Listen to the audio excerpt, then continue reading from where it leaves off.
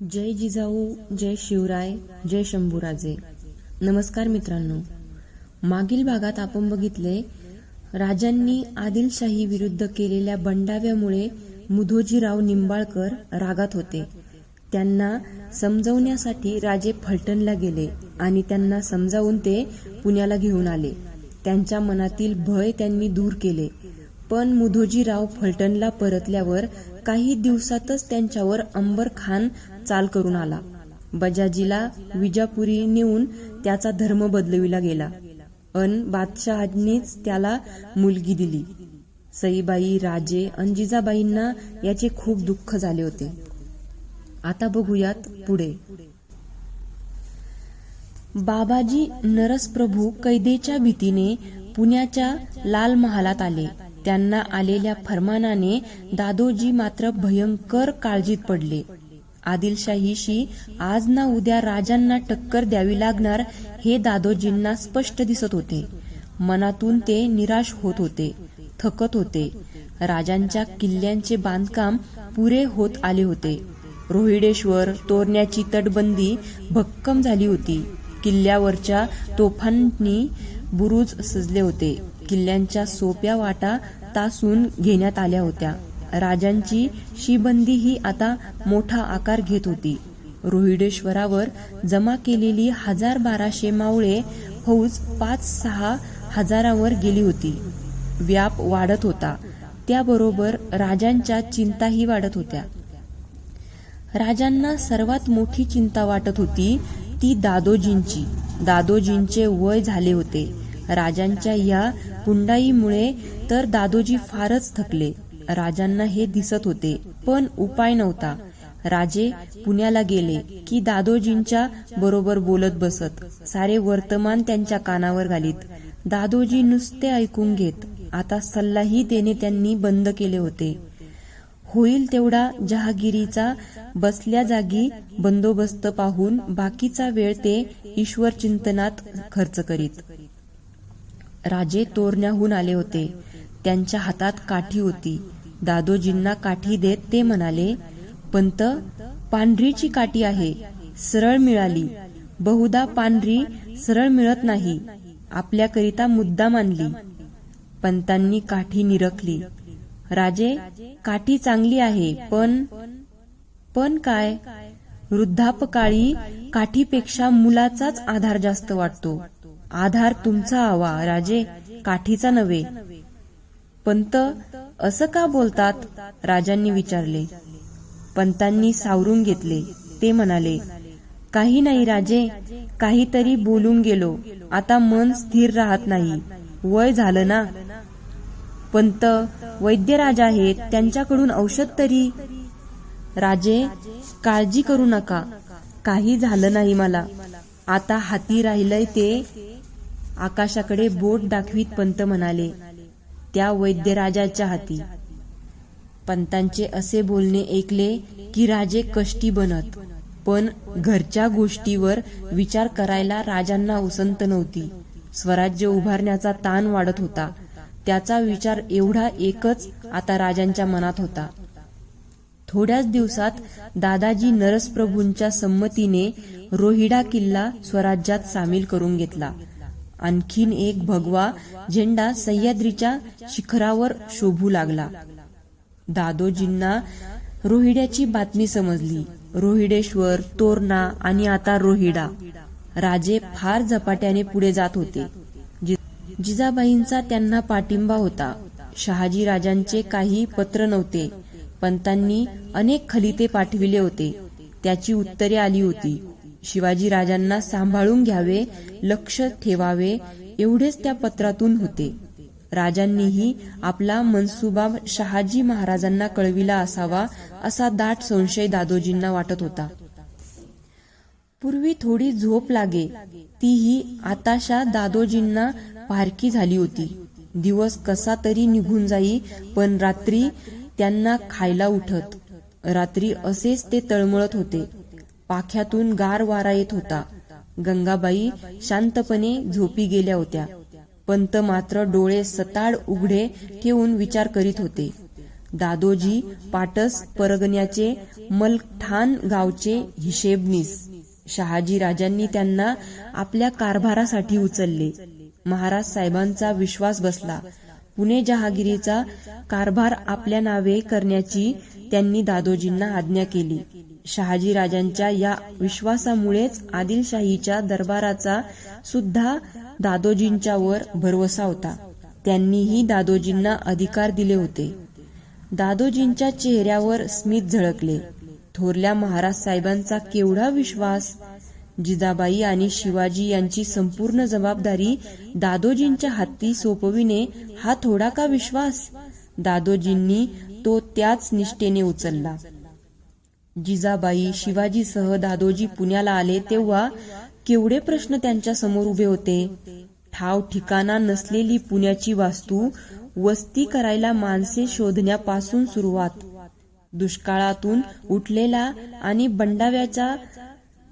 बंडाव्यात पोळलेला मुलूक कब्जात आणायचा, वास्तू उभारण्यापासून सुरुवात करायची. कुणाच्या सोबतीने? आजूबाजूला सोबत होती दाट रानाची, डोंगर कपारींची, भेटली तर चोर चिलटांची. पण गजाननाच्या कृपेने सारे होत राहिले. वाडे सजले, वस्त्या झाल्या, बागा झाल्या, शेतवाडी झाली. निवडुंगाचे भरघोस पिकात रूपांतर झाले. बेबनावाने धुंदावलेला 12 मावळ कब्जात आला. जहागिरीचा अंमल स्थिर झाला. एवढ्या अपार कष्टाने मिळविलेल्या उभ्या केलेल्या जहागिरीचे काय होणार? पुन्हा बंडाव्यात ही मोडली तर जाणार नाही ना? राजे, दादोजींनी कूस बदलली पण विचार बदलला नाही. राजे पुण्याला आले तेव्हा पुरते 6 वर्षांचेही नव्हते. राजांना शिकवायला शास्त्री ठेवले. वाढत्या वयात चांगले वस्ताद ठेवून त्यांना शस्त्र पारंगत करून घेतले. कारभार शिकविला, मुलूक दाखविला. असे गुणी पोर हुडकून सापडायचे नाही. जे जे द्यावे ते राजांनी उचलले. राजांनी हा विस्तवाशी खेळ मांडला नसता तर आदर्श जहागीरदार म्हणून केवढे नाव झाले असते. कारभार्याला हा विचार ठीक, पण वीज हाती पकडणाऱ्या परशुरामाला आवरायचे कुणी? पुराणे वाचली. ते देवांचे अनुकरण करायला निघाले. शस्त्रविद्या शिकले, ते मृगयेत रमले नाहीत. हिंदवी स्वराज्याचे स्वप्न तरळू लागले. मुलूक दाखविला पण जहागीर दिसली नाही. दिसले ते स्वतंत्र राज्य. फार उघड्या डोळ्यांनी राजांनी पाहिले. याचा परिणाम दुसरा काय होणार? शहाजी राजांच्या बंडाव्याचे काय झाले? हम्पीच्या साम्राज्याचे, देवगिरीच्या साम्राज्याचे काय झाले? एवढी मोठी प्रबळ सत्ता जेथे मोगलांच्या धाडीला टिकू शकली नाही, तेथे कोवळे स्वप्न टिकेल कसे? आणि दुर्दैवाने तसे घडलेच तर थोरल्या महाराजांना काय सांगणार? त्यांचा विश्वासघात होईल. कुणी केला? दादोजी. त्या अनर्थाला तुमच्याशिवाय दुसरे कोण जबाबदार?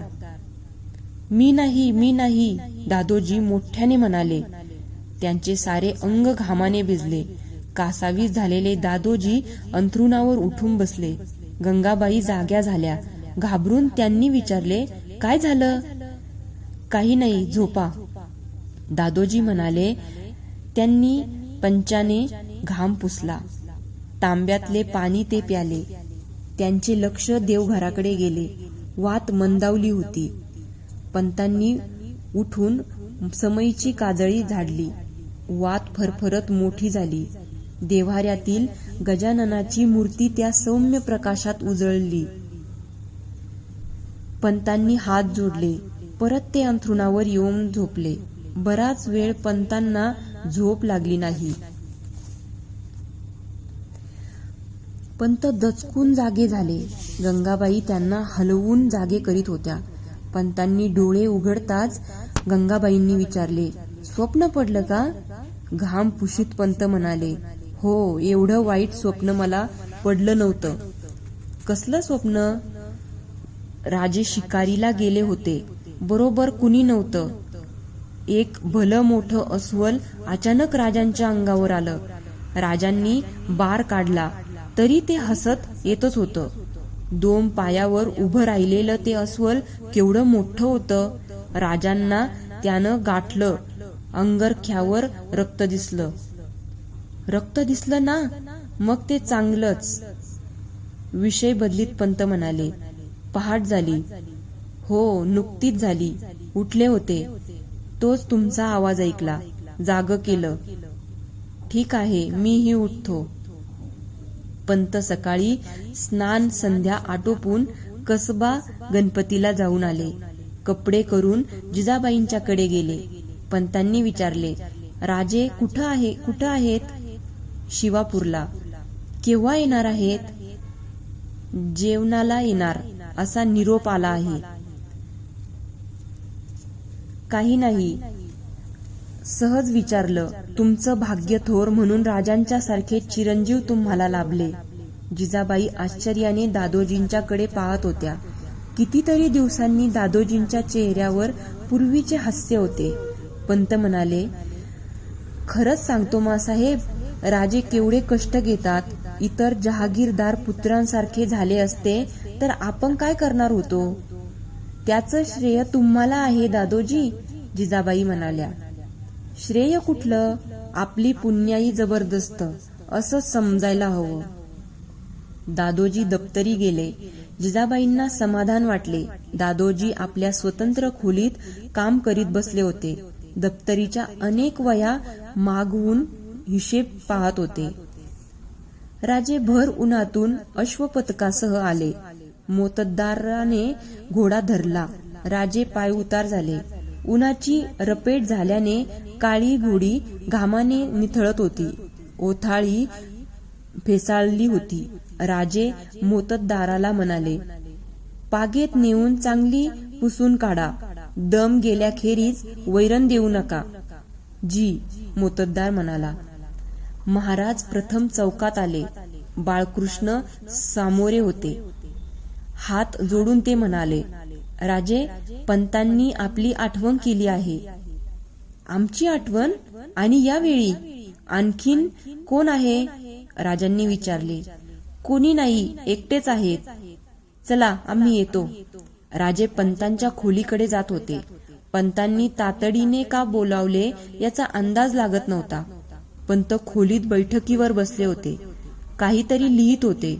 वर न पाहता पंत म्हणाले, या राजे, आम्ही तुमचीच वाट पाहत होतो. बसा. पंतांचे सारेच वर्तन नवे होते. राजांना बसायचेही सुचले नाही. काही वेळ असाच गेला. पंतांनी लिहिलेल्या कागदावर वाळू टाकली. कागद झाडला. बोरू नीट ठेवून दिला. दौत मिटली. नजर वर करीत पंत म्हणाले, राजे, उभे का? बसा ना. आत्ता आलात? हो, शिवापूरला गेलो होतो. तेही समजलं. उठविलेले रान पाहिलं? कुठलं रान? राजे, आपण आता लहान नाही. मागे दुष्काळी आलेल्या 100 लोकांना तुम्हीच गाव वसविण्याचा कौल दिला होता. त्याचं विस्मरण झालेलं दिसतं. आम्ही समजलो नाही. पंत हसले. अलीकडे कारभारातलं लक्ष उडालंय. ध्यानी येणार कसं? राजे, शिवापूरचं रान तोडून बागायत रान उठविण्याचा हुकूम दिला आहे. ते तयार झालं आहे असं शामराव निळकंठ सांगत होते. राजांच्या ध्यानी आले. त्यांची नजर खाली वळली. ते म्हणाले, आमच्या लक्षात नव्हतं. पंत म्हणाले, राजे, आमचा आग्रह नाही, पण स्वराज्याचं तोरण कच्च्या पायावर बांधता येत नाही. जीवाला जीव देणारी माणसं हुडकण्याच्या आधी त्यांची घरदारं सुरक्षित करावी लागतात. ते केलं की आपोआप माणसं गोळा होतात. तुम्ही रोहिडेश्वरी गेला होता ना? शिवापूरच्या मुक्कामात असताना राजे रोहिडेश्वरी गेले होते. हे दादोजींना कुणी सांगितलं हे राजांना कळत नव्हते. मोजदाद करण्यासाठी राजांनी आपले मावळे एकत्र केले होते. दादोजींना तेही समजलं नसेल ना? दादोजी स्मित हास्य करीत म्हणाले, राजे, तुमच्या हाकेला साथ देऊन किती मावळे रोहिडेश्वरी गोळा झाले? राजांनी निश्वास सोडला. ते म्हणाले, 7,000. त्यातले टिकणारे किती? राजांनी एकदम मान वर केली. डोळ्यात संतापाची सूक्ष्म छटा तरळून गेली होती. ते म्हणाले, पंत, निष्ठेनं गोळा झालेल्यांची थट्टा केलेली आम्हाला खपत नाही. मी थट्टा केली नाही, दादोजी स्थिर आवाजात म्हणाले. मोठे शब्द वापरून मोठ्या गोष्टी ठरत नाहीत. राजे, रोहिडेश्वरी गोळा झाले ते नुसत्या तुमच्या हाकेनं. मग कुणाच्या? थोरल्या महाराजांच्या. पंत, ऐका राजे, मुलूक स्थिर झाला नाही. तोच पातशाही विरुद्ध बंड करण्या इतपत मुलुकात ताकद आलेली नाही. एवढी मोठी शिबंदी पोसविण्याचीही तुमची कुवत नाही. भरपूर संपत्ती खेरीज राज्य उभं राहत नाही. मग जमले ते कशासाठी? का? तुमच्या भोवती जे जमा झाले ते शहाजी राजांच्या मुलासाठी, शिवाजीसाठी नव्हे. ती ताकद यायला अजून अवकाश आहे. आम्ही वाट पाहू. आदिलशाही तोवर थांबेल. राजे, आता पुढचा बेत कोणता? सांगा ना, निदान ऐकू द्या तरी. राजे धीर करून म्हणाले, किल्ले कोंढाणा. किल्ले कोंढाणा? दादोजींचे डोळे विस्पारले गेले. कोंढाणा म्हणजे आदिलशाहीचे मावळनाक. कोंढाणा घेणं इतकं सोपं वाटतं? ताकदीनं नव्हे, समोपचारानं गड हाती येईल असं वाटतं. जमल तर तेच करा, पंत म्हणाले. राजांच्या कानावर विश्वास बसेना. त्यांचा चेहरा आनंदला. दादोजी सांगत होते, राजे, तुम्ही जे कराल ते पूर्ण विचारानं कराल, यावर आमचा विश्वास आहे. आम्ही तुम्हाला बोलावलं ते एवढा कागद पाहण्यासाठी. हा एकदा नजरेखालून घाला. पंतांनी कागद हाती दिला. काय हे? राजांनी विचारले. आपला 12 मावळाचा वसूल, शिल्लक आणि सविस्तर तपशील. राजांचा कागद धरलेला हात कापू लागला. राजे म्हणाले, पंत, आम्ही तुमच्यावर केव्हाच अविश्वास दाखविला नव्हता. ते पातक. तसं मी म्हणत नाही. विपरीत अर्थ घेऊ नका. स्वराज्य उभं करीत आहात, ते उभं करायला लागणारा पैसा हाही महत्वाचा भाग आहे. त्यासाठी तुम्हाला एकदा हे तपशील समजणं आवश्यक आहे. दादोजी, राजे, शंका धरू नका. आयुष्यात मी खोटं बोललो नाही. आता कसं बोलेन? तुमच्यावर पुत्रवत प्रेम केलं. त्या पलीकडे मी काही करू शकलो नाही. त्या भावनेला धक्का देणारं वर्तनही तुमच्या हातून घडलं नाही. पंतांचा कंठ भरून आला. श्वास घेऊन ते म्हणाले, राजे, आता आम्ही पिकली पानं. आमचा भरोसा काय? आज आहे तर उद्या नाही. माणसाचा भरोसा देता येत नाही. त्यात वय झालं. आम्ही थकलो. घ्याल की ती माणसं पारखून घ्या. साऱ्यांचं ऐका. मनाला येईल पटेल तेच मात्र करा. तुमच्यासह पुण्याला आलो तेव्हा तुम्ही लहान होता. सारा मुलूक बेशिस्त होता. होईल त्या मगदुरानं सारं आटोक्यात आणलं. तुम्हाला घेऊन सारा मुलूक फिरलो. गावन गाव 12 मावळ फिरलो. झाडांझुडपाचे देखील परिचय घडवला. त्याचं सार्थक घडत आहे. त्यात मला आनंद आहे. जगदंबा तुम्हाला उदंड यश देवो. याखेरीज या जीर्ण कुडीची कोणतीही इच्छा मागे राहिली नाही. दमला असाल मासाहेब, वाट पाहत असतील. जा तुम्ही. राजांनी दादोजींचे पाय शिवले. राजांचे मन भरून आले. दादोजी म्हणाले, शतायुषी भव, विजयी भव. राजांचे मन भारावले होते. पाय उचलत नव्हते. दादोजी असे कधी वागले नव्हते, बोलले नव्हते. आपल्याच विचारात राजे महाली गेले. मंचकावर बसून राहिले. सईबाई मागे येऊन केव्हा उभ्या राहिल्या हेही त्यांना कळले नाही. कपडे उतरवावेत ना, म्हणत राजांनी मागे पाहिले. काही न बोलता सईबाईंच्या हाती राजांनी पागोटे दिले. तलवार उतरली. दुशेला सोडून ते बसून राहिले. महाली यायला वेळ लागला. मासाहेबांच्याकडे नाही सई, दादोजींच्याकडे गेलो होतो. त्यांनी आठवण केली होती. सईबाई हसल्या. का हसलात? राजांनी विचारले. तरीच स्वारी एवढी गंभीर दिसते, काय घडलं? राजे हसले, म्हणाले, हा मात्र तर्क चुकला. आज नेहमीप्रमाणे काही घडलं नाही. रोहिडेश्वरी सारे मावळे गोळा केल्याचं कळूनही दादोजी काही बोलले नाहीत. मग काय बोलले? तोच विचार करतोय आम्ही.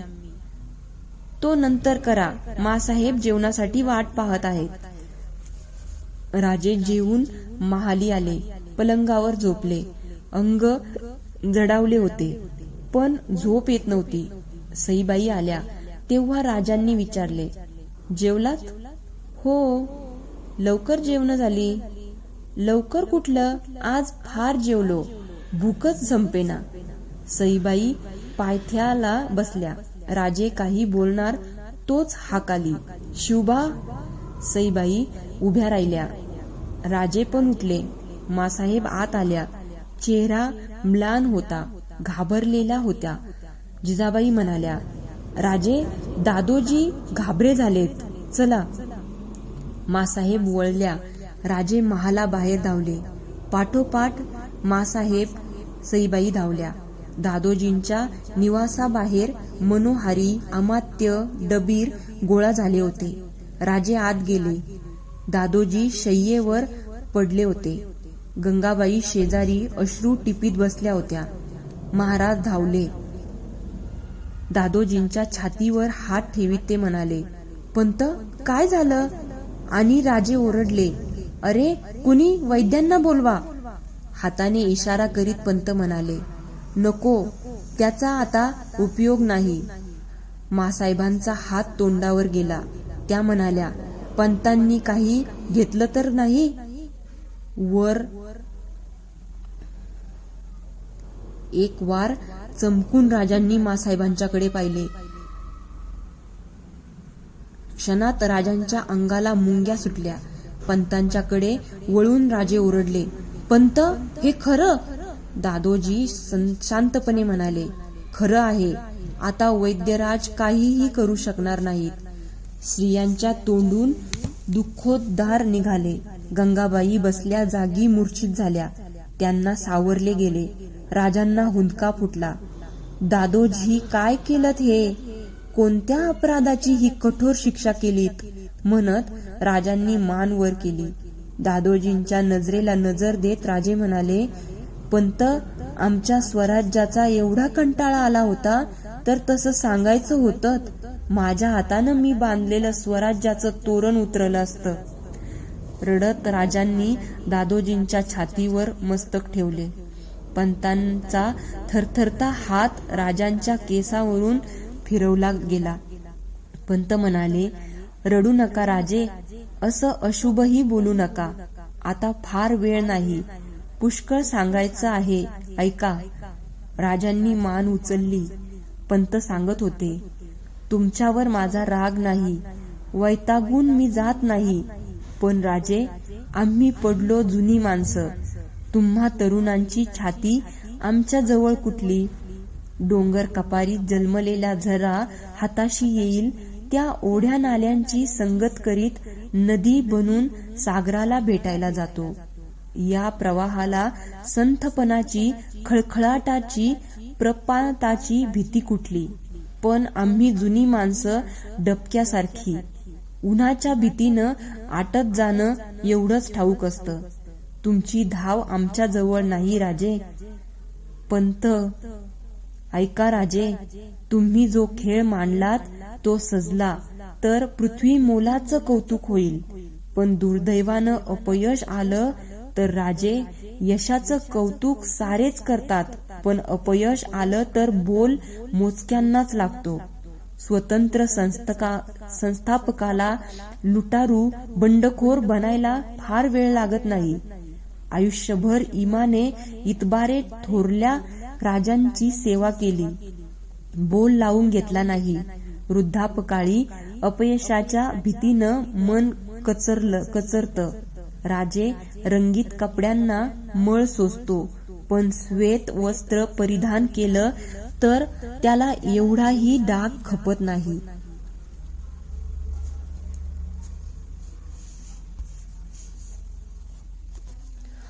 तो चटकन साऱ्यांच्या नजरेत भरतो. राजांना अश्रूंना खळ नव्हता. ते म्हणाले, पंत, कसली भीती बाळगलीत? अपयश आलं तर आनंदानं सहन करावं, हे तुम्हीच सांगितलंत ना. डावा हात हलवीत पंत म्हणाले, नाही राजे, त्या अपयशाला मी भीत नाही. बंगळुरूहून थोरल्या महाराज साहेबांनी माझ्या जबाबदारीवर तुम्हाला आणि मासाहेबांना पाठवलं.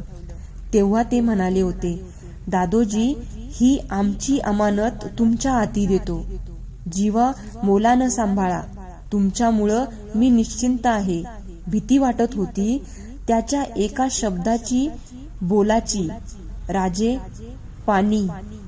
राजांनी पाणी पाजले. दादोजींचा घाम टिपला. दादोजी म्हणाले, मासाहेब, देव्हाऱ्यात गंगोदक आहे, तुळशीपत्र आहे. राजे, आम्हाला मांडी द्या. राजांनी डोळे टिपले, मांडी दिली. दादोजी जिजाबाईंना म्हणाले, मासाहेब, माझं नशीब थोर म्हणून तुमच्या राजांच्या डोळ्यांतले अश्रू पाहण्याचं भाग्य मला अंतकाळी लाभतं आहे. देवांनी देखील याचा हेवा करावा. पंतांनी गंगोदक घेतले.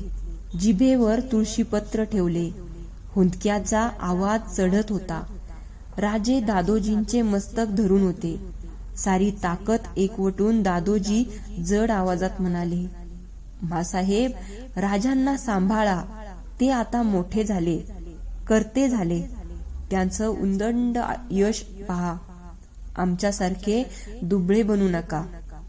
राजे वाकले. अश्रू दादोजींच्या कपाळावर पडत होते. ओठ पुटपुटले. शब्द उमटले, रडू नका, आम्ही येतो. राजांचे अश्रू पुसायला पंतांचा डावा हात उंचावला गेला. शेवटचे शब्द उमटले, राजे, आणि उंचावलेला हात कोसळला.